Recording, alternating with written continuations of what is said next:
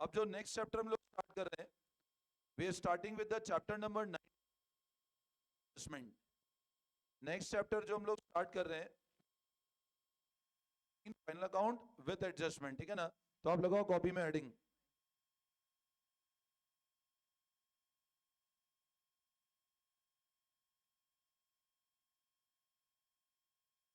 Put heading in the copy chapter number 19।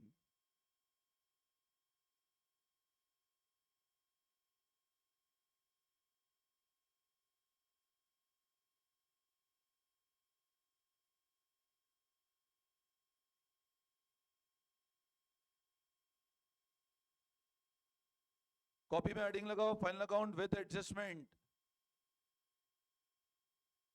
Copy में heading लगाओ final account with adjustment. अब है ना, इस चैप्टर की जब मैं बात करता हूँ अकाउंट्स का, ऐसा मान ले सबसे इंपॉर्टेंट चैप्टर है विद एडजस्टमेंट।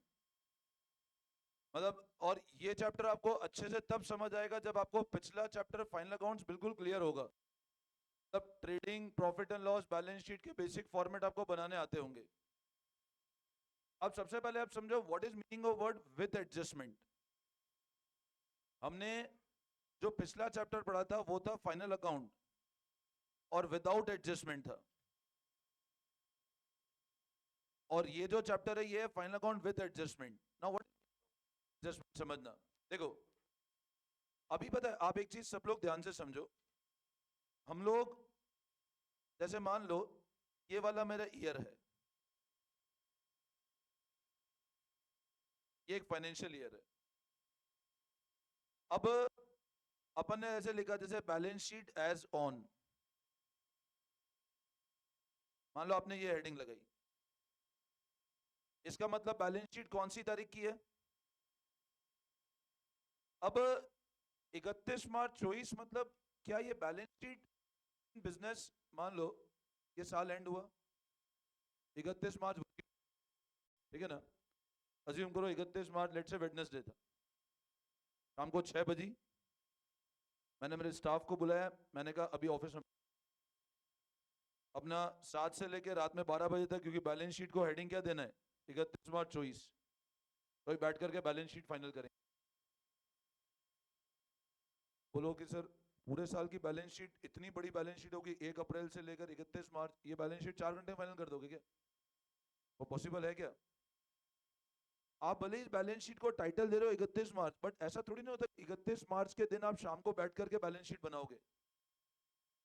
जनरली क्या होता है, भी हमको, मैं आपको ऐसे, जैसे अभी चल रहा है 16, आज डेट है 16 जनवरी, 15 एक दिन के बाद, मतलब अराउंड फरवरी के अंदर, हर बिजनेस को पता है कि हमको 31 मार्च को क्या करना है, बुक्स को फाइनल करनी है।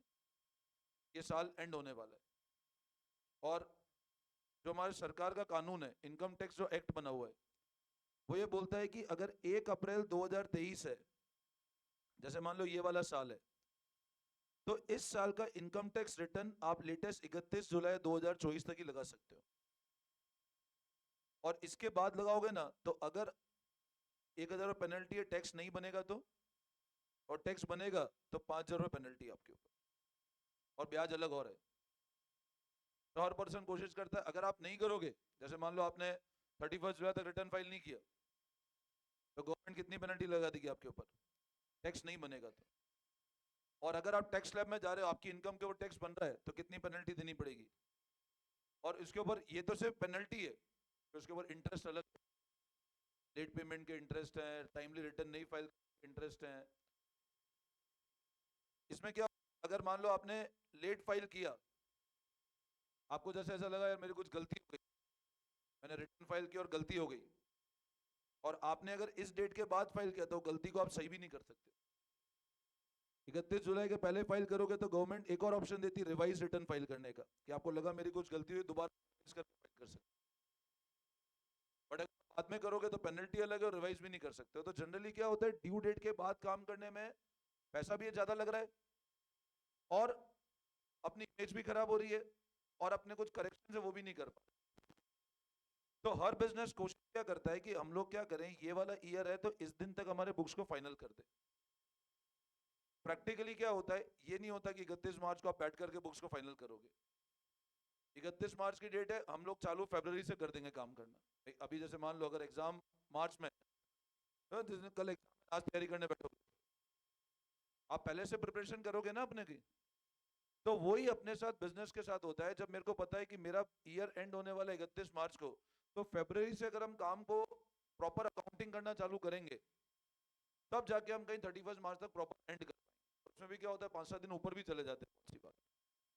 अच्छा, इवन मैं आपको बताता हूँ, जो जैसे मान लो कोई बिजनेस ऐसा है जिसका टर्नओवर 100 करोड़ के, जैसे कल अपन ने टाटा स्टील, मैंने आपको एक टाटा मोटर की बैलेंस बनाई थी। अब देखो सारे थाउजेंड्स करोड़ में फिगर, जो इतना बड़ा बिजनेस का वॉल्यूम है, तो उसके लिए तो पॉसिबल नहीं फरवरी से स्टार्ट करे। तो अगर वो 31 मार्च 24 का उसको बुक्स खत्म करनी है और स्टार्ट फरवरी 24 से करे, तो 2 साल लग जाए खत्म करने में। इतना बड़ा बिजनेस। तो ये लोग क्या करते हैं, डेली बेसिस पे अकाउंटिंग करते हैं इनकी, ट्रांजेक्शन हुआ हाथों हाथ अकाउंट। लेकिन अब जब मेरे को ये वाली डेट पे अपनी बुक्स को फाइनल करना है, मतलब आप समझो अगर 31 मार्च 24 को मेरे को अपनी अकाउंटिंग बनानी है, तो उसके लिए जर्नल होना चाहिए। उसके लिए क्या होना चाहिए, फिर क्या होना चाहिए, और फिर ही तो नंबर आएगा ट्रेडिंग पी&एल बैलेंस शीट का। अब आपने क्या किया, एक बार ट्रायल बैलेंस तो बना लिया, आपने क्या फरवरी का डेट आया, एक बार ट्रायल बैलेंस बना लो। लेकिन आप प्रैक्टिकली बताओ, अगर फरवरी में तुमने ट्रायल बैलेंस बनाया, तो क्या फरवरी के बाद बिजनेस बंद कर दोगे क्या? आपने कहा 2 महीने बिजनेस बंद कर दो, अभी 12th का बैच चलेगा, मैंने कहा 2 महीने सेंटर बंद करो। 12th के एग्जाम चल रहे हैं, सेंटर बंद करो, उनके एग्जाम होंगे, फिर हम नए बैच, ऐसा तो नहीं होता ना, बिजनेस तो चलता रहेगा ना। तो आप एक चीज समझो, फरवरी में तुमने जर्नल कर लिया, लेजर कर लिया, ट्रायल बैलेंस कर लिया, लेकिन बिजनेस तो चालू रहेगा। तो आपने ट्रायल बैलेंस बनाया, उसके बाद भी कुछ जो ट्रांजेक्शन ऐसे हैं ट्रायल बैलेंस बनने के बाद हुए, वो कहलाते हैं एडजस्टमेंट। अब जैसे मान लो आपने ट्रायल बैलेंस बनाया लेट से 15 मार्च को, और 15 मार्च के बाद कुछ सेल हुई, अब वो देखा जाए तो है तो मार्च 24 की, लेकिन इस वाले ट्रायल बैलेंस में ही नहीं हो, तो वो अपने को एडजस्टमेंट के थ्रू वापस क्या करना पड़ेगा, बुक्स के अंदर लेकर आना पड़ेगा। मेरी बात समझे? इनका मतलब क्या होता है, जो भी transaction outside the trial balance given, आपको एक क्वेश्चन गिवन है और मान लो एक ट्रायल बैलेंस गिवन है, और कुछ एडजस्टमेंट ऐसे होंगे जो ट्रायल बैलेंस के बाहर गिवन है आपको, इसका वोट वाले सारे ट्रांजेक्शन फाइनल अकाउंट तक इनकॉर्पोरेट करने बाकी रह गए। अब आप एक चीज समझो, जैसे मैं आपको एग्जांपल पूछता हूँ, मान लो ये अपना एक ट्रायल बैलेंस है, और इसमें आपको दिखता है डेटर्स। अच्छा, डेटर्स यहां दिख सकता है क्रेडिट साइड नहीं दिखेगा, डेटर का बैलेंस ही क्या होता है, डेबिट होता है। तो डेटर आपको दिखता है मान लो यहाँ 1 लाख रुपए। अब आप समझो ये वाला ट्रांजेक्शन कहां पे गिवन है, मतलब मेरे को एक बात बताओ, जर्नल हुई है कि नहीं हुई है, जर भी हो गई, बैलेंस हो गया, मतलब ये सिर्फ बैलेंस शीट। अच्छा, डेटर कौन सी कैटेगरी बताओ, रिकॉल शीट में लिखना बाकी। लेकिन मान लो ऐसा गिवन है बैड डेब्ट्स 1,000 रुपए का हुआ, अब ये ट्रायल बैलेंस के बाहर क्यों? आप है ना एक चीज लॉजिक सोचो, आपने जब दिन ट्रायल बैलेंस बनाया, तब तक आपको पता नहीं था कि ये बैड डेब्ट होने वाला है 1,000 रुपए का। आप पैसा मांगने गए, उसने पैसा देने को मना कर दी। अब मेरे को बताओ, क्योंकि ये ट्रांजेक्शन ट्रायल बैलेंस के बाहर गिवन है, बिकॉज दिस ट्रांजेक्शन गिवन, देखो इस चैप्टर को आप अच्छे समझोगे ना, ये चैप्टर, इस चैप्टर का एक लॉजिक समझो, ये चैप्टर इंटरेस्टिंग तो है, बट साथ में आपको जितना अपन ने अकाउंट पढ़ा अभी तक, वो वापस पूरी होगी। मतलब इस चैप्टर में अपन डिप्रीशिएशन पढ़ेंगे, इसमें बिल ऑफ एक्सचेंज कंसेप्ट आएंगे, इसमें कंसेप्ट आएंगे, इसमें बहुत सारी चीजें रिपीट होगी इस चैप्टर में। तो इस चैप्टर का स्टार्टिंग का समझ लो क्या है, और जर्नल एंट्री आनी चाहिए आप लोगों को। अभी आप है ना एक बहुत सिंपल एग्जांपल समझो, डेटर 1 लाख का डेबिट बैलेंस है, ठीक है, और आउटसाइड बैड डेब्ट गिवन है 1,000 रुपए। अब मेरे को आप एक बात बताओ, ट्रायल बैलेंस में आपको बैड डेब्ट नजर आ रहा है क्या? नहीं। जो चीज ट्रायल बैलेंस में है, तो ऑब्वियस ही बात है वो जर्नल हुआ होगा, लेजर हुआ होगा, फिर ही ट्रायल बैलेंस में पहुंची होगी, डायरेक्ट तो ट्रायल बैलेंस में आ ही नहीं सकती। और जो चीज ट्रायल बैलेंस के बाहर है, इसको बोलते हैं हम लोग एडजस्टमेंट। इसको हम लोग क्या बोलते हैं? एडजस्टमेंट। अब ट्रायल बैलेंस के बाहर है, इसका मतलब ये हुआ कि वो ये भी नहीं हुआ उसका, अब ये नहीं हुआ तो ये भी नहीं हुआ, और जर्नल नहीं हुआ तो। अब मेरे को एक बात बताओ, अगर इस बैड डेप को अपने को ट्रायल बैलेंस में लेकर जाना है, पर सबसे पहले बताओ बैड डेप कौन सी कैटेगरी है? एक्सपेंस। और एक्सपेंस बताओ कहां जाने चाहिए? एक्सपेंस का पॉइंट का है, पीएनएल है, असेट है तो बैलेंस शीट, एक्सपेंस है तो ट्रेडिंग या पीएनएल। एग्री करते हो ना? ये अपन अभी, लेकिन मेरे को बताओ पीएनएल में जाने के पहले वो क्रिएट तो करना पड़ेगा ना आपको। तो जो आप direct PNL to bad debt entry कर दो, आपने एंट्री कर दी पीएनएल टू बैड डेप। अब मेरे को बताओ ये एंट्री क्रिएट एंट्री है क्लोज एंट्री है? सर ये तो क्लोजिंग एंट्री है। अब जब क्रिएट ही नहीं हुआ तो क्लोज कर सकते हो क्या? तो पहले क्रिएट करना पड़ेगा। अब बोलो बैड डेप की एंट्री क्या होती है? Bad debt to debtor. तो आप जब ये एंट्री करोगे तो ये स्टार्ट कहां से किया आपने, अगली स्टेप क्या जाएगी, फिर कहां जाएगा, और फिर ही तो यहां आएगा। तो हमेशा एक बात ध्यान रखना, जब भी हम लोग इस चैप्टर की बात करते हैं, वो सारे ट्रांजैक्शन जो ट्रायल बैलेंस के बाहर है, इसका मतलब उनका जर्नल एंट्री करना बाकी है। और अगर जर्नल बाकी है तो पहले जर्नल करो, जर्नल से आपको अपने आप इंपैक्ट पता लग जाए। अब मैं आपसे ना एक और पॉइंट पूछता हूं, अज्यूम करो, देखो इस चैप्टर के अंदर अगर आपका लॉजिक क्लियर है तो बहुत इजी है। Sir exam point of view के लिए बहुत इंपॉर्टेंट चैप्टर है। मतलब फाउंडेशन के अंदर तो जो बच्चे कर रहे हैं, मैं बता दूं अभी 15 नंबर क्वेश्चन था फाइनल अकाउंट्स का, ठीक है ना। पार्टनरशिप जब पढ़ोगे तो सारे जगह एडजस्टमेंट एडजस्टमेंट आएंगे अपने, गेटिंग माय पॉइंट। तो बहुत ध्यान से कंसेप्ट को ढंग से समझो, रटना नहीं है अपने को कहीं भी। और चैप्टर अगर अच्छे से पढ़ लोगे तो अपने जूनियर किसी को भी अकाउंट पढ़ा सकते हो, ठीक है ना। अब मैंने ऐसा बोला डेटर डेबिट और क्रेडिट, मैंने इधर बोला 50,000 रुपए। आप मेरे को लॉजिक बताना, मैंने एक लिखा इधर बैड डेप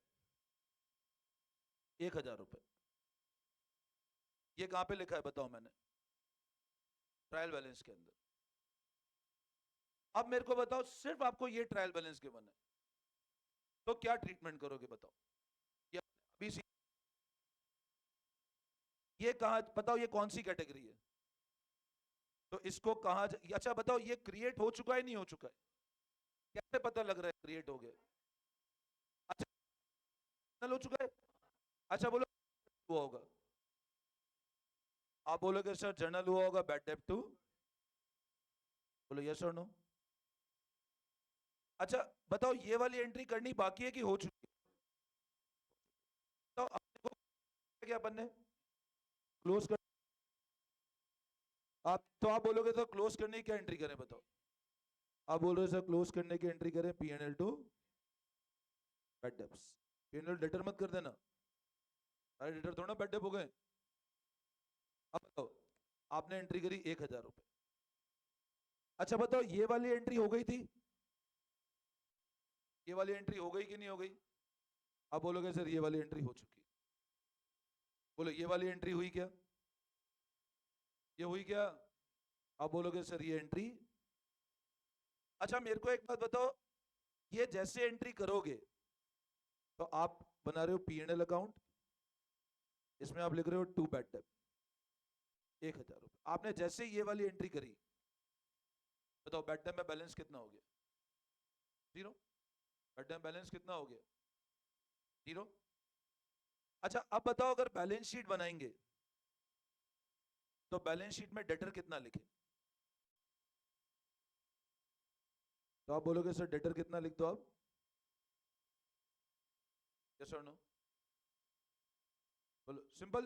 आपने क्या किया, ये जो डेटर था बैलेंस शीट में इसको राइट ऑफ कर, यही तो अपन ने पिछले यही तो पढ़ा अभी, ये तो पढ़ लिया ना अपन ने, समझे बात को। अब मैं आपको एक एडजस्टमेंट पूछता हूं, अज्यूम करो डेटर 50,000 है, बैड डेप 1,000 रुपए, और इधर लिखता हूं बैड डेप 2,000 रुपए। बोलो अब इसका मतलब क्या हुआ सबसे पहले बताओ? बताओ एक एक जना, हाँ बताओ कुछ बोलो।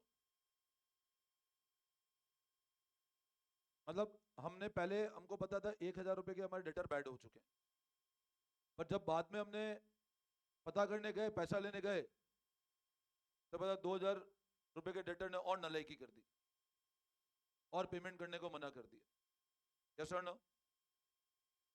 अब मेरे को एक बात बताओ, ये वाले जो बैड डेट है, इसकी क्या जर्नल एंट्री करोगे बोलो? गुड। आप बोलोगे सर इसकी एंट्री कर देंगे कितने रुपए से? अच्छा बोलो इसकी एंट्री करूं क्या? क्यों नहीं करें? तो ट्रायल बैलेंस में हो चुकी है। अब मेरे को एक बात बताओ, सब लोग ध्यान से सुनना। आपने एंट्री करी बैड डेट टू डेटर 2,000 रुपए, पहले से कितना बैड डेट चल रहा था? अब बैड डेट टोटल कितना हुआ ये बताओ मेरे को? सिंपल 3,000। तो आप बोलोगे सर टोटल बैड डेट जो हुआ वो कितने का हुआ? 3,000 का। अच्छा बैड डेट कौन सा बैलेंस है बोलो? और बोलोगे सर कौन सी कैटेगरी है? बोलो क्या करना बाकी है? क्या करना बाकी है? Right of. राइट ऑफ करना बाकी है ना? अच्छा अब बोलो राइट ऑफ कैसे करें? आप बोलोगे sir P N L to कितना? 3,000। यस और नो? अच्छा बताओ ये एंट्री करने के बाद बैड डेट में कितना बैलेंस रह जाएगा? कोई दिक्कत नहीं है ना? अच्छा अब मैं बनाता हूं बैलेंस शीट। असेट साइड में आया डेटर। कितने डेटर दिख रहे थे? क्या 50,000 लिख दें? 50,000 लिख दिए। और कुछ एडजस्टमेंट करना है कि डेटर में? ध्यान से देखो, बैलेंस शीट में डेटर में और कुछ एडजस्टमेंट करना है क्या? क्या 1,000 रुपए कम करें क्या? कितने रुपए कम करें? अच्छा 1,000 रुपए क्यों कम नहीं कर रहे ये वाले? तो पहले सोच चुके ना, कैसे पता लगा पहले सोच चुके? ये 1,000 रुपए की एंट्री तो ऐसी ही होगी ना बैड डेट टू डेटर। तो बताओ ये 50 में 1,000 रुपए तो माइनस हो गए ना? तो आपको बताओ कितने रुपए माइनस करने? तो अब बताओ कितने घटा दूं? कितना लिख दूं? बोल, समझ में आया? कोई दिक्कत? क्लियर है? अब ये कंसेप्ट कोई टफ तो नहीं है, ठीक है ना? मैं आपको बताता हूँ, जब मैं फाउंडेशन के बच्चे जो 11 12 ढंग से नहीं पढ़ के आते हैं, मैं 5 दिन तक पहले ये कंसेप्ट पढ़ाता हूँ उन बच्चों को। और अगर आपने ढंग से पढ़ा हुआ है तो मैं आपको बोल रहा हूँ this would be the easiest chapter final accounts with it. जो इतना टफ लगता है ना, बस आपका लॉजिक क्लियर होना चाहिए चैप्टर का। आपको जर्नल आना चाहिए। आपको एडजस्टमेंट समझ में आया ये वाला सिंपल? अपन ने 50 में से 2 क्यों लेस किया, ये क्लियर है ना? 1,000 क्यों नहीं लेस किया? समझ में आया? ठीक है। तो चैप्टर कहीं भी हम लोग रटेंगे नहीं, एक एक चीज के लॉजिक से पढ़ेंगे हम लोग। आई बात समझ? तो विद एडजस्टमेंट, मैंने आपको एग्जांपल बताया, एडजस्टमेंट मतलब ऐसे नीचे गिवन है, which is given outside trial balance. और आउटसाइड ट्रायल बैलेंस से मतलब क्या बाकी है उसका? जर्नल। तो जैसे जर्नल करोगे आपको अपने आप समझ आएगा क्या इंपैक्ट डालना है। ठीक है, तो करें स्टार्ट। देखो आप लोग हेडिंग लगाओ फाइनल अकाउंट विद एडजस्टमेंट। देखो अब the adjustment in final account means, देखो adjustment in final account means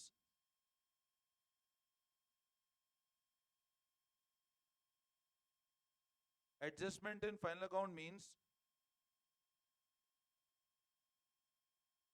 transaction which are given,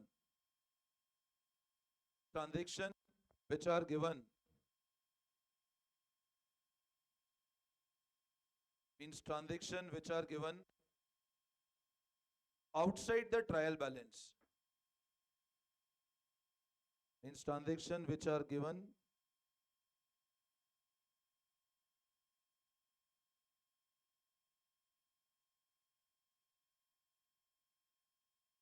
outside trial balance. फिर लिखो आप, outside trial balance means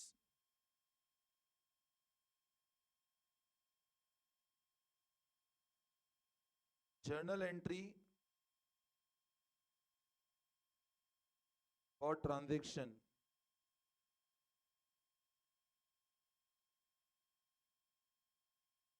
is yet to be done, मतलब journal entry अभी तक करना बाकी है।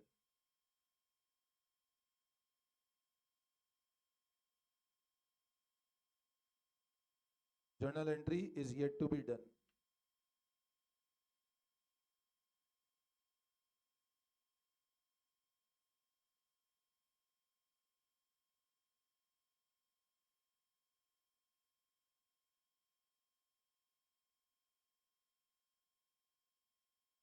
चलो क्लियर है, एनी डाउट? ठीक है, अब लिखो आप वेरियस एडजस्टमेंट आर।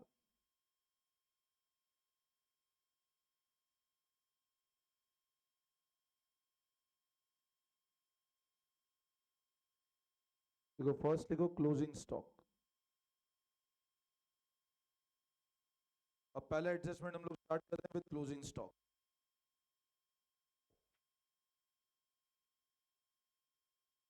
अब क्लोजिंग स्टॉक का मतलब तो होता है कि stock which is left at the end of the year.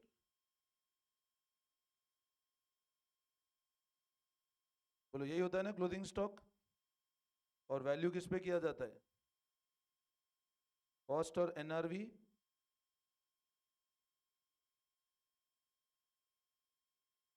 यहाँ पे प्रिंसिपल ऑफ प्रूडेंस लगता है।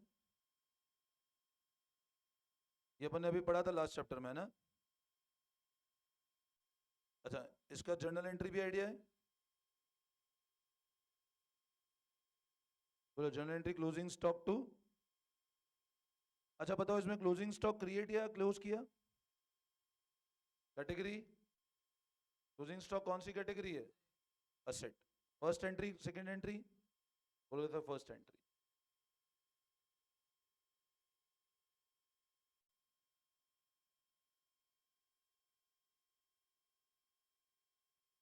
आई एन आर भी नहीं है, ऑब्लिक है ये। Oblique NRV whichever is less. Principle of prudence ये हम लोगों ने पढ़ा था लास्ट चैप्टर में। मैंने बताया था ना, क्लोजिंग स्टॉक और बढ़ा दोगे तो प्रॉफिट बढ़ जाएगा, और ऐसा प्रॉफिट बुक करोगे जो अपने को रियलाइज ही नहीं हो रहा है फिर।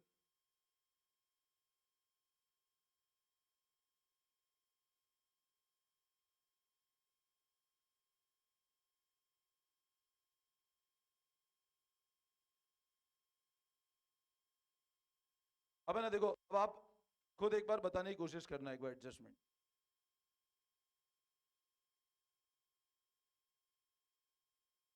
अब सुनना एक बार, क्लोजिंग स्टॉक कैसे गिवन हो सकता है आपको।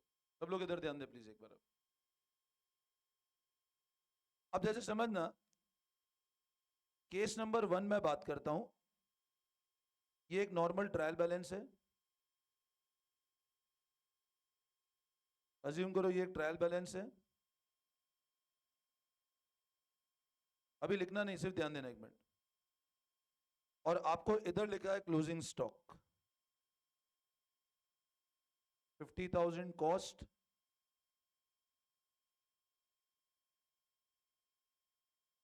प्लीज इधर ध्यान दो। ठीक है, अब सब लोग ध्यान दो। अभी मेरे को एक बात बताओ, ये ट्रांजैक्शन क्लोजिंग स्टॉक का ट्रायल बैलेंस के आउटसाइड है कि ट्रायल बैलेंस के इनसाइड है? आउटसाइड। मतलब मेरे को एक बात बताओ, इसका क्या बाकी है? जर्नल बाकी है, ठीक है, एग्री करते हो? अब आप समझो ध्यान से, ये transaction outside the trial balance है, मतलब इसका जर्नल एंट्री करना। अच्छा बोलो क्या जर्नल एंट्री करोगे? आप बोलोगे सर एंट्री करेंगे ये वाली। अच्छा, अमाउंट कितने से एंट्री करेंगे? 45,000, यस और नो? अब आप एक चीज समझना, इस पर्टिकुलर ट्रांजैक्शन का आप जैसे ये वाली एंट्री करते हो, और मान लो आपने ये एंट्री करी 45,000 रुपए से, क्लोजिंग स्टॉक कौन सी कैटेगरी है? तो आप बोलोगे सर जो अपन ट्रेडिंग अकाउंट बना रहे हैं, बोलो उसमें क्या पोस्टिंग करें? आप बोल रहे हो सर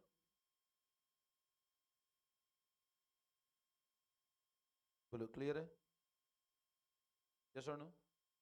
और अगर मैं बैलेंस शीट बना रहा हूं तो असेट साइड क्या लिख दूं मैं? बोलो, इसमें कोई दिक्कत किसी को? वापस समझाऊं ये पॉइंट? ये क्लियर है सबको?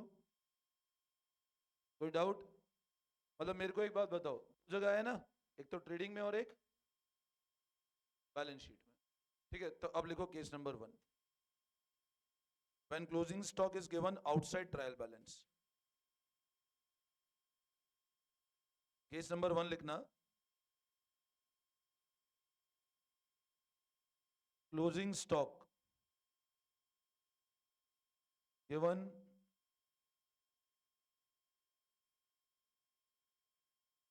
outside trial balance. Closing stock given outside trial balance.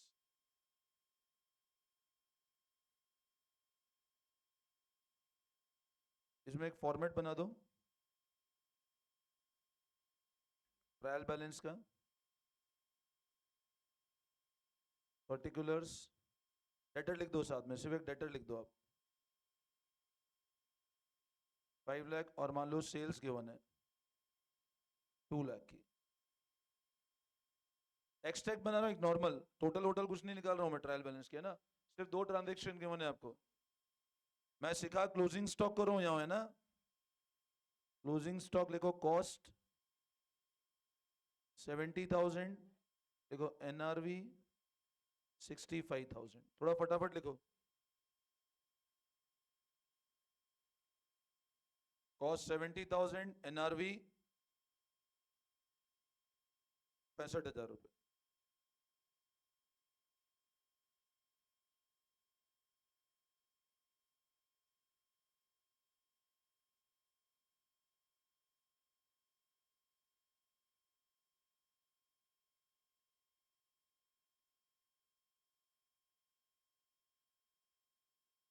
अब बोलो क्या जर्नल एंट्री होगी?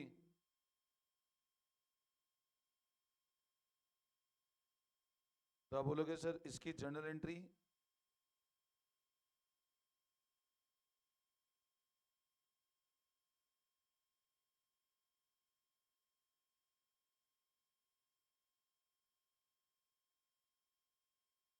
एडजस्टमेंट एक तो ट्रेडिंग में बता दो,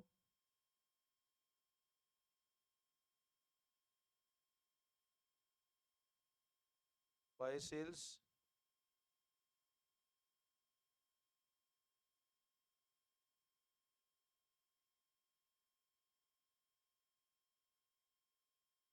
ये फ्री हैंड ही बना देना ट्रेडिंग, है ना, rather than drawing with scale. मेरे को सिर्फ एक फॉर्मेट बना के आप मेरे को शो करना है बस, ये क्लोजिंग स्टॉक हमने यहाँ शो किया है,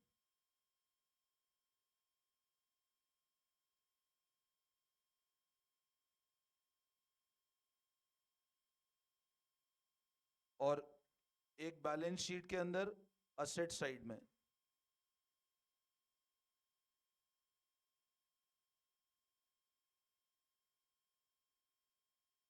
और डेटर 5 लाख के,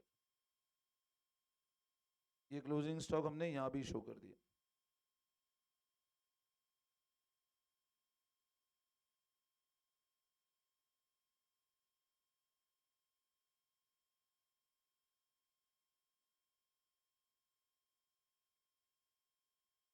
डेटर डेटर 5 लाख है, ये वाले डेटर मैंने लिखे, ये तो असेट साइड जाएंगे, ये सेल्स मैंने तो ट्रेडिंग में सेल्स 2 लाख है, सॉरी सेल्स 2 लाख है ना, सेल्स 2 लाख कर देना, और ये क्लोजिंग स्टॉक डेटर आ गया, और बैलेंस शीट में असेट साइड ये पूरा हो गया। ये एडजस्टमेंट ऑलरेडी अपन पढ़ चुके हैं लास्ट चैप्टर में।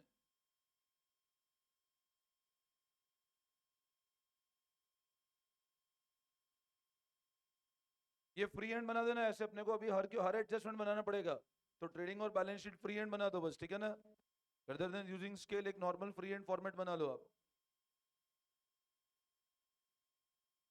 हाँ, इसमें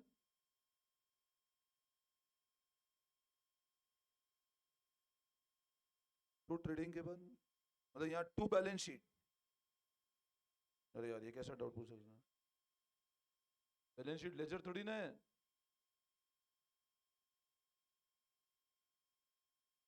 यहां तक अब लिखो कि इसी में एडजस्टमेंट नंबर 2, केस नंबर 2 लिखो।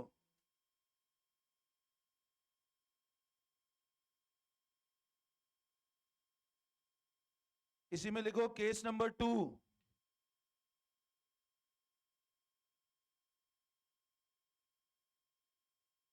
लिखो when closing stock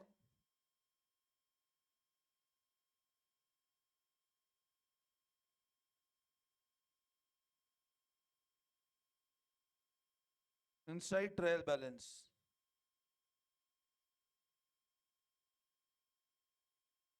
when closing stock is given inside trial balance, देखो केस नंबर 2,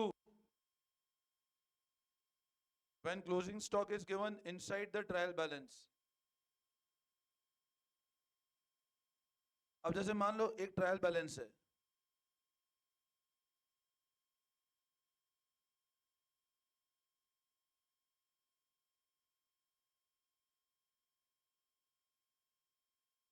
इधर लिखा है सेल्स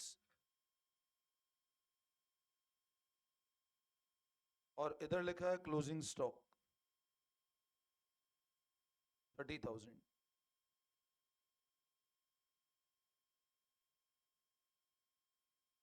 देखो अब ट्रायल बैलेंस के अंदर क्लोजिंग स्टॉक दिख रहा है हमको।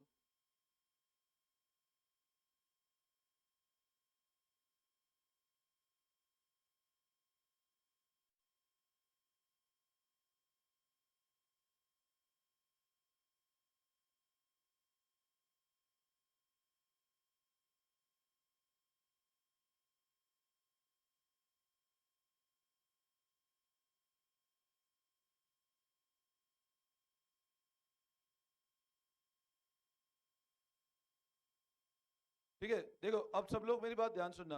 मैंने आपको जब एक चैप्टर ट्रायल बैलेंस पढ़ाया था, मैंने वहां पर आपको ये चीज बताया था कि अगर क्लोजिंग स्टॉक ट्रायल बैलेंस के इनसाइड द ट्रायल बैलेंस है, इसका मतलब ये हुआ। अच्छा बताओ ये क्लोजिंग स्टॉक कहां से बचा होगा, या तो ओपनिंग स्टॉक से, या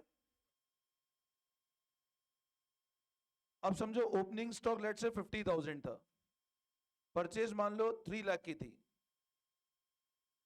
तो टोटल अपने पास स्टॉक अवेलेबल फॉर सेल कितना था, और उसमें से ये 30,000 बचा हुआ है ना। मेरा फिर से ध्यान देना, अगर closing stock inside the trial balance है, तो इसका मतलब ओपनिंग स्टॉक और परचेज ये 3.5 लाख है, इसमें से ही तो ये बचा होगा। और आप मेरे को एक चीज लॉजिकली सोच के बताओ, जैसे मान लो अगर आपको ऐसा ट्रायल बैलेंस दिख रहा है जहां ओपनिंग स्टॉक भी है, अज्यूम करो परचेज भी है, तो एक तो आप बोलोगे तो क्लोजिंग स्टॉक नहीं लिखेंगे, और मान लो अगर मैं क्लोजिंग स्टॉक भी यहां लिख देता हूं, तो आप बोलोगे सर या तो यहां से लेस करो, यहां से लेस करो 30,000, वरना डबल काउंटिंग हो जाएगी ना 30,000 की। आप बताओ ये 30,000 या तो इसमें से होगा या इसमें से होगा। और अगर आप बोल रहे हो ट्रायल बैलेंस में क्लोजिंग स्टॉक भी दिख रहा है, तो या तो परचेस कम करो 30 से, या ओपनिंग स्टॉक कम करो, तीनों चीज एक साथ तो हो नहीं सकती है। यस और नो। तो सबसे पहले आप एक चीज समझना, अगर अच्छा अपन जब ट्रेडिंग बनाते हैं, तो ट्रेडिंग के अंदर अपन अंदर 2 ओपनिंग स्टॉक लिखते हैं, इधर 2 परचेस लिखते हैं, और इधर क्या लिखते हैं, यस और नो। अब मेरे को बताओ एक ट्रायल बैलेंस में अगर ये तीनों चीजें गिवन है, अगर ट्रायल बैलेंस में ओपनिंग स्टॉक भी दिख रहा है, परचेज भी दिख रही है और क्लोजिंग स्टॉक भी दिख रहा है, तो इसका मतलब बहुत क्लियर है कि ये 30,000 रुपए ऑलरेडी इन दोनों में से माइनस हो चुके हैं, या तो ओपनिंग में से माइनस हो या परचेज, तीनों चीज साथ में हो नहीं सकती ना। अगर क्लोजिंग स्टॉक बैलेंस में दिख रहा है तो परचेज आपकी 3 लाख, टोटल परचेज 330 हुई होगी, फिर इसका मतलब आपने ऑलरेडी 30,000 माइनस करे, तभी तो तीनों चीज दिख रही है। पहली बात तो दिखना नहीं चाहिए, क्वेश्चन आपको बोल रहा है नहीं क्लोजिंग स्टॉक ट्रायल बैलेंस में दिख रहा है, तो ओपनिंग स्टॉक और परचेज में 30,000 ऑलरेडी क्या हो चुके हैं, माइनस हो चुके हैं। अब मेरे को एक बात बताओ, अगर तुम ऐसे केस में ट्रेडिंग बनाते हो, मान लो ये डेटा है ओपनिंग स्टॉक, परचेज और क्लोजिंग स्टॉक, और आपको बोला ट्रेडिंग बनाओ, तो बताओ ओपनिंग स्टॉक आपने लिखा 50,000, या तो परचेज पहले क्या करो और क्लोजिंग स्टॉक इधर 30,000 करो, और अगर तुम बोलते हो नहीं हम परचेज तो एज इट इज ये वाली लेंगे, तो बताओ फिर ये यहां लिखना है कि अपने को, मैं फिर रिपीट कर रहा हूं, फिर सुनना मेरी बात। अगर आपको एक ट्रेडिंग ऐसे गिवन है 50,000 और लिखा है परचेज 6 लाख, और लेट से यहां लिखा है क्लोजिंग स्टॉक 70,000, तो आप बोलोगे सर ट्रेडिंग में क्या करें, बोलोगे फिर टू परचेज, ये अपन अभी तक हमेशा करते हुए आ रहे हैं। बताओ 70,000 अल्टीमेट क्या कर रहे हैं अपन, ओपनिंग स्टॉक और परचेज में माइनस ही तो कर रहे हैं, ये समझ आता है। लेकिन मान लो आपको ट्रायल बैलेंस ही ऐसा दिख रहा है, आप बोलो सर ये नहीं हो सकता, लेकिन क्वेश्चन ऐसा ही बोल रहा है 50,000 परचेज मान लो गिवन है 6.5 लाख की, और आपको इधर क्लोजिंग स्टॉक भी नजर आ रहा है,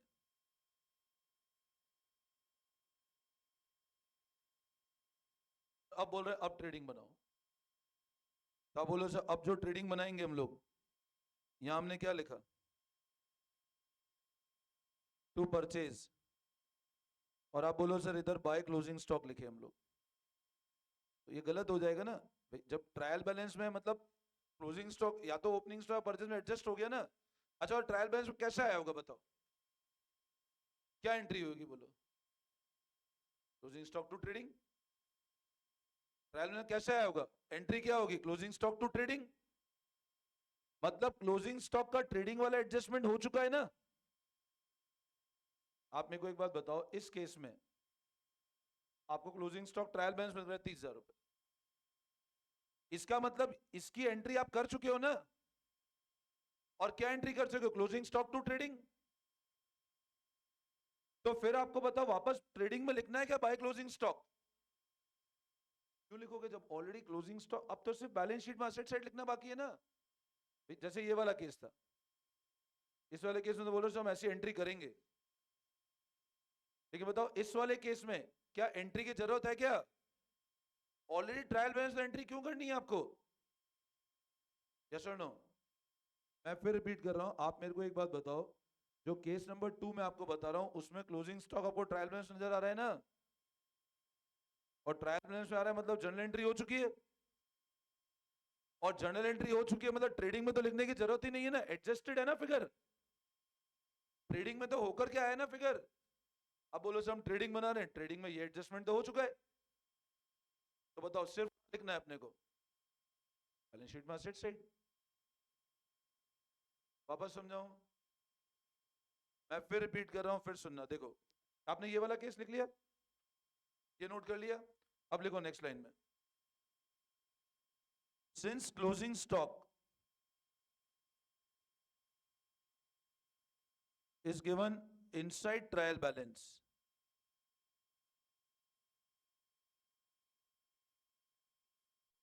journal entry has been done and trading account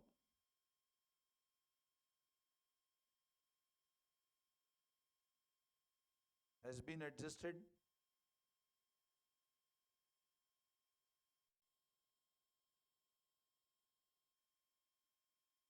तो इस केस में सिर्फ कहां जाएगा, असेट साइड, आप सिर्फ ऊपर ए लिख देना, ए मतलब असेट है ना, बैलेंस शीट में ए मतलब असेट साइड है ना, क्लोजिंग स्टॉक कितना आ जाएगा, ये तो 30,000 लिखा था अपने उस केस में,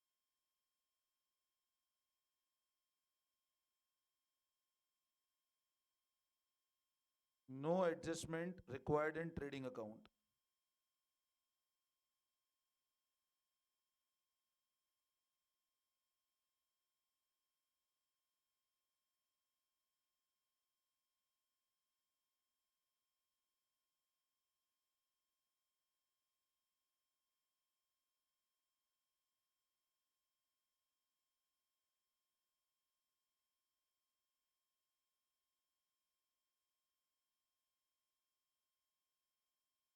ट्रेडिंग में क्यों नहीं करना है, वापस से समझाऊं क्या? क्योंकि क्लोजिंग स्टॉक की एंट्री हो चुकी है, आप ट्रेडिंग के अंदर उसके अफेक्ट को एडजस्ट कर चुके हो, तो सिर्फ बैलेंस शीट में कहां लिखना है, सेट साइड।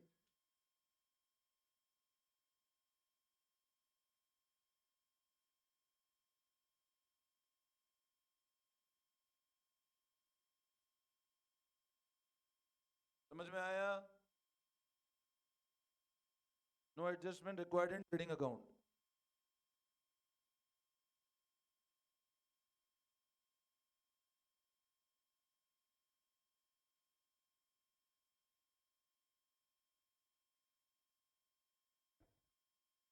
क्लियर है? ठीक है, तो आप तो सिर्फ ये ध्यान रखो, अगर ट्रायल बैलेंस है मतलब जर्नल हो चुका है, और जर्नल हो चुका है तो वो अफेक्ट ऑलरेडी दे चुके हैं अपन लोग, अब सेकंड इफेक्ट देना बाकी है, तो असेट था तो बैलेंस शीट में असेट साइड लिख दिया। Any doubt? तो ये अपना पहला होता है एडजस्टमेंट क्लोजिंग स्टॉक का, ये क्लियर है? अब देखो पॉइंट नंबर 2, देखो आउटस्टैंडिंग एक्सपेंस।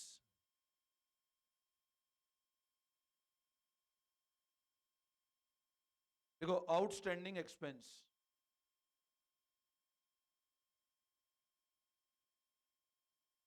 पॉइंट नंबर 2 लिखो outstanding expense. Now what is meaning of word outstanding? Due but not paid, है ना आइडिया? तो इट इज अमाउंट ड्यू। अच्छा, आउटस्टैंडिंग हमारा असेट होता है, आउटस्टैंडिंग असेट होता है क्या? तो इट इज अ लाइबिलिटी। और अक्रूवल प्रिंसिपल क्या बोलता है, इसको एक्सपेंस माना जाएगा, करेंट ईयर का माना जाएगा, और बुक्स में लाइबिलिटी बताएंगे इसको।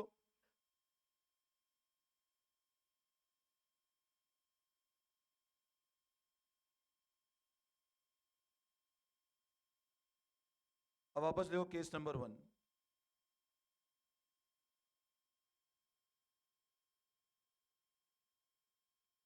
इसमें डायरेक्ट ट्रायल बैलेंस बना लो।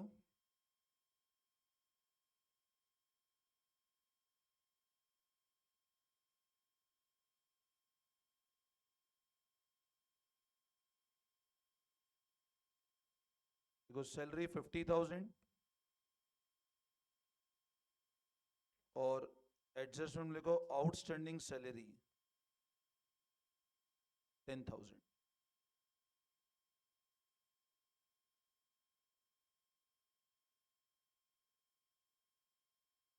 केस नंबर 1 लिखना पर्टिकुलर्स डेबिट क्रेडिट सैलरी 50,000 और एडजस्टमेंट लिखो outstanding salary 10,000।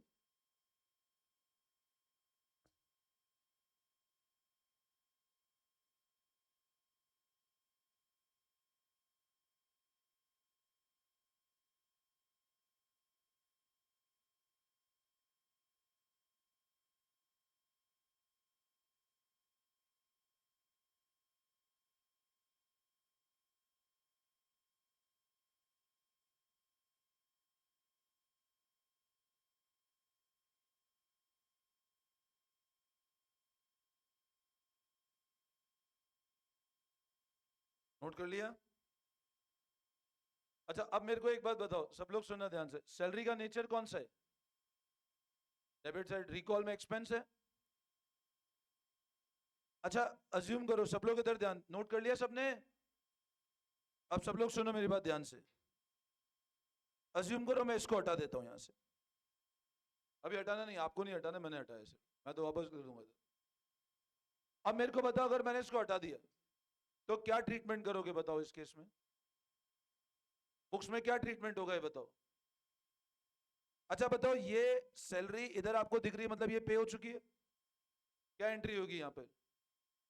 Salary to cash, वहां डेबिट हुआ तो डेबिट आया। आप बोलो सर इस केस में अपने को सिर्फ क्या करना है, कितने रुपए? बोलो, इसमें कोई दिक्कत? क्लियर है तो? अच्छा, अब मैंने इधर एक और लिखा था आउटस्टैंडिंग सैलरी, कितना लिखा था? 10,000। अब मेरे को बताओ आउटस्टैंडिंग सैलरी 10,000 मतलब क्या हुआ बोलो? और ये ट्रायल बैलेंस के इनसाइड है कि आउटसाइड है? मतलब आप बोलोगे सर इसका एक तरह से क्या बाकी है अभी तक? जर्नल एंट्री बाकी है। अब मेरे को एक बात बताओ, अगर मैं इसका जर्नल एंट्री करता हूं तो what is the journal entry for outstanding salary? अब जर्नल एंट्री आप बोलोगे सर इसकी जर्नल एंट्री जो होगी, salary account debit to amount. अच्छा बताओ सैलरी कौन सी कैटेगरी है एक्सपेंस के अंदर, फर्स्ट और सेकंड? आउटस्टैंडिंग। बोलो समझ आया? अच्छा बताओ ये जब मैंने एंट्री करी, आपका सैलरी ऑलरेडी कितना डेबिट था? आपने कितना डेबिट और दे दिया? तो टोटल सैलरी एक्सपेंस कितना हो गया? तो आप बोलोगे सर टोटल सैलरी जो डेबिट है, और ये कौन सी कैटेगरी है? यस और नो? वापस समझाऊं क्या? सिंपल देखो, ट्रायल बैलेंस के बारे एंट्री करी हमने, ये एंट्री होनी चाहिए। अब salary account debit to outstanding salary. अब बताओ टोटल सैलरी कितने का खर्चा बुक हो गया? बोलो अब क्या करना बाकी है इसको? आप बोलोगे सर पीएनएल में राइट ऑफ करेंगे अब इसको। अब बताओ पीएनएल में क्या 50,000 रुपए राइट ऑफ करूं क्या मैं? क्या 50,000 रुपए राइट ऑफ करूं क्या? 60,000 रुपए? तो अब मेरे को एक बात बताओ, अगर मैं प्रॉफिट एंड लॉस अकाउंट बनाता हूं तो उसमें क्या लिखें? 50, और मैं ऐड कर देता हूं क्या? अब पता है इस कंसेप्ट को काफी बच्चे रटते हैं कि आउटस्टैंडिंग सैलरी को प्रॉफिट एंड लॉस में ऐड करना है। रटना है अपने को सिंपल दिख रहा है ना, क्यों ऐड किया? आपको लॉजिक समझ आया ना? क्योंकि आपने उधर से एंट्री करी, इधर सैलरी डेबिट हुआ, टोटल सैलरी 60 हुआ, आप to salary direct 60 write off कर दो। समझे बात को? अभी मैं प्रीपेड पे जाऊंगा तो वहां लेस करेंगे, तो बच्चे रटते रहते हैं add outstanding less prepaid, add outstanding less prepaid. आप तो सिंपल लॉजिक समझो, इसमें कोई रटने वाला कंसेप्ट ही नहीं है। आपने एक्सपेंस यह लिखा, आपने एंट्री करी, टोटल सैलरी का डेबिट हुआ 60,000 रुपए, आपको राइट ऑफ करना है, आपने राइट ऑफ 60,000 कर दिया। अच्छा मेरे को बताओ बैलेंस शीट में क्या होगा? ये 50,000 आएगा क्या बैलेंस शीट में? क्या ये 10 आएगा क्या? ये 10 नहीं आएगा, बोलोगे सर आउटस्टैंडिंग वाला 10 आएगा। ये तो ऊपर 10 तो एक्सपेंस था, ये 10 आएगा नहीं आएगा? अच्छा बताओ ये 10 बैलेंस शीट में असेट और लाइबिलिटी, लाइबिलिटी तो अब बोलोगे सर अब अगर बैलेंस शीट बनेगी तो उसमें लाइबिलिटी साइड में क्या आ जाएगा? कितना? Getting my point? अब यहां रटने का तरीका तो ये हो गया आउटस्टैंडिंग है तो हमेशा ऐड कर दो, लेकिन इसमें भी क्या होता है अगर बिगनिंग और क्लोजिंग है तो वो और टेक्निकल हो जाता है, इसलिए आप तो ये लॉजिक समझ लो। और एक और चीज बच्चे क्या रटते हैं, अगर ट्रायल बैलेंस के बाहर कोई चीज है ना, 2 बार एडजस्ट करना है। कि एक तो देखो एक यहां हो गया एक यहां हो गया, तो दिन में बच्चे आते बोले, मैं देखने पूछा कि सर ट्रायल बैलेंस के बारे में हमको सिखाया क्या कि 2 बार एडजस्ट करो? तो 2 बार एडजस्ट करना मतलब तो सिखाया कि सर देखो 2 बार हो रहा है ना, एक यहाँ आ रहा है एक यहाँ आ रहा है। मैंने कहा हाँ 2 बार हो रहा है, ठीक है। बच्चे ऐसे क्राइम करते हैं, ट्रायल बैलेंस के बारे में मतलब 2 बार करो, और ट्रायल बैलेंस के अंदर मतलब 1 बार करना है। अब मैंने भी समझा, मैंने कहा यार रटने वाला तरीका देखो। फिर मैं क्लोजिंग स्टॉक में भी लॉजिक लगा, मेरी बात तो सही है। क्लोजिंग स्टॉक अगर ट्रायल बैलेंस में दिख रहा है तो एक ही बार करना है, ट्रेडिंग में जाना ही नहीं है। और क्लोजिंग स्टॉक अगर ट्रायल बैलेंस के बाहर दिख रहा था जो अपन ने ऊपर लिखा था, तो 2 बार किया ना, यहां भी किया और यहां भी किया। तो रटने का ये भी तरीका बढ़िया है कि ट्रायल बैलेंस के बाहर है तो लॉजिक कुछ नहीं पता, बस ट्रायल में बाहर है मतलब 2 बार करना है, अंदर है मतलब 1 बार करना है। बट इसमें उलझ जाओगे आगे जाकर के, ठीक है ना? तो मैं ये अज्यूम कर रहा हूं आपको ये कंसेप्ट रटने की जरूरत ही नहीं है।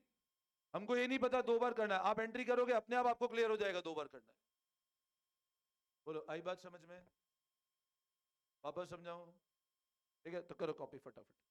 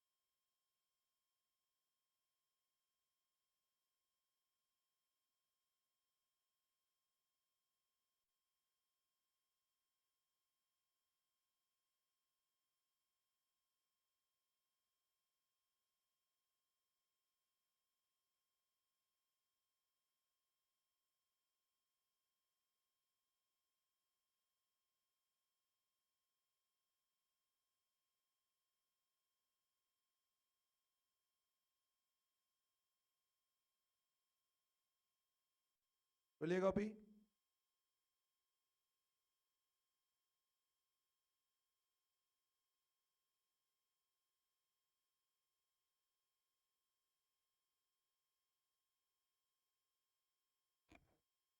हाँ, एक मिनट।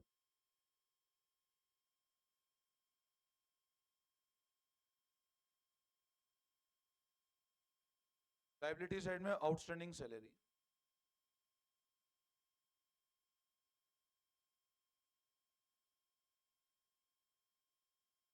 ठीक है। तो देखना, फिर करते हैं नेक्स्ट क्लास से कंटिन्यू।